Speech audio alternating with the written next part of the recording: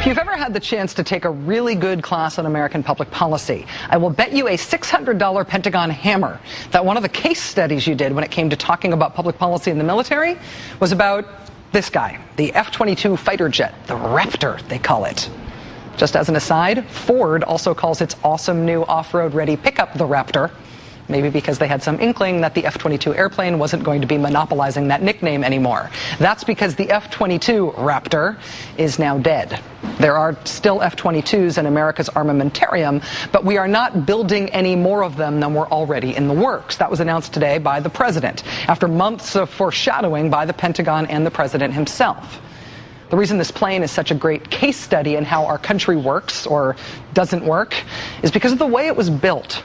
The F-22 was designed in the 1980s to fight mid-air dogfights, plane-to-plane fighter jet aerial combat with pilots from the Soviet Union. From the beginning, the Air Force designed the plane to be politically bulletproof. They farmed out all the subcontracts to build the thing to something like 44 different states. So there would be jobs associated with building the plane in the jurisdiction of something like 88 different senators and a majority of members of the House. It was designed from the beginning to be, in one weapon designer's words, too big to fail as a government program. And the Pentagon comptroller from the mid-1990s admitted to Congress this year that the Pentagon also knowingly lied about the expected cost of the F-22 from the very beginning. They told Congress it would cost much less than they knew it actually would. In the end, the F-22 became the mother of all spending disasters. Maybe not the mother, but at least one of the members of the family matriarchy. The average cost of every F-22 is now $356 million per plane. $356 million per plane. And these planes are kind of a disaster. According to Pentagon test results leaked to the Washington Post this year, for every hour that an F-22 is in flight, it requires more than 30 hours of maintenance. On average, the plane reportedly suffers a critical failure after every 1.7 hours in the air. One former Lockheed engineer told the Post that the skin's radar-absorbing super high-tech skin also has what's described as a, quote, vulnerability to rain. Think Wicked Witch of the West and Dorothy throwing water on her, right? The F-22 also has the handy feature of being technologically incapable of communicating with any other warplanes. So the pilots of an F-22 are completely isolated from any other U.S. aircraft in the skies. They can't hear them or talk to them.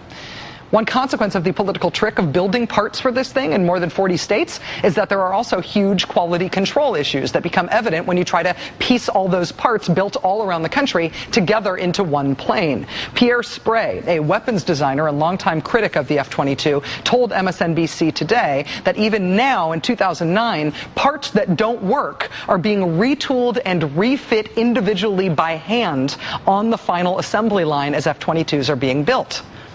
How efficient. Also, by the way, the USSR, these F-22s were designed to let us dogfight with, doesn't exist anymore.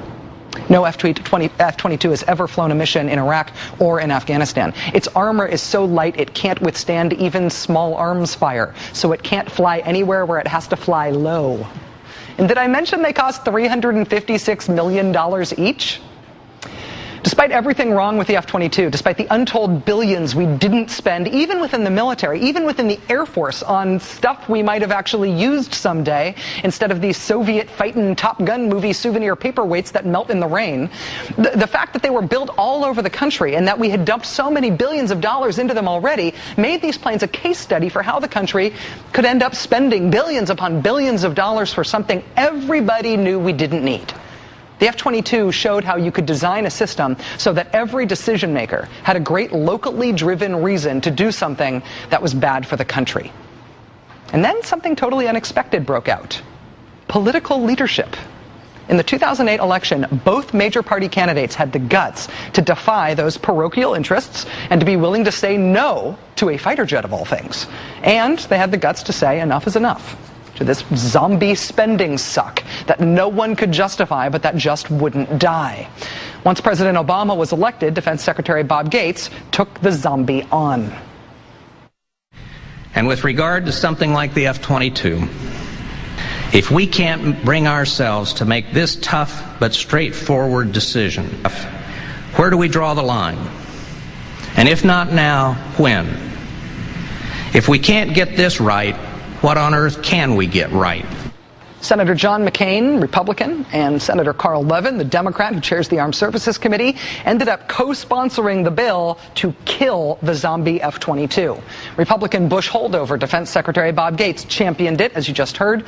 President Obama threatened to veto the defense budget if it didn't kill the F-22. And today, it finally died. And America's longtime textbook case study of stupid stuff on which we spend billions, even though we know it's stupid, has a surprise ending. There are still going to be 187 of these bad boys in America's fleet, and who knows, maybe the USSR will rise from the dead and give us a use for them someday. But until that day comes, the only conceivable way we would ever have to or want to use one of these planes is if we were stupid enough to sell them to other countries who might want to use them against us someday. Did I mention that members of Congress are urging that we keep building this thing to sell it to other countries? Are you kidding me?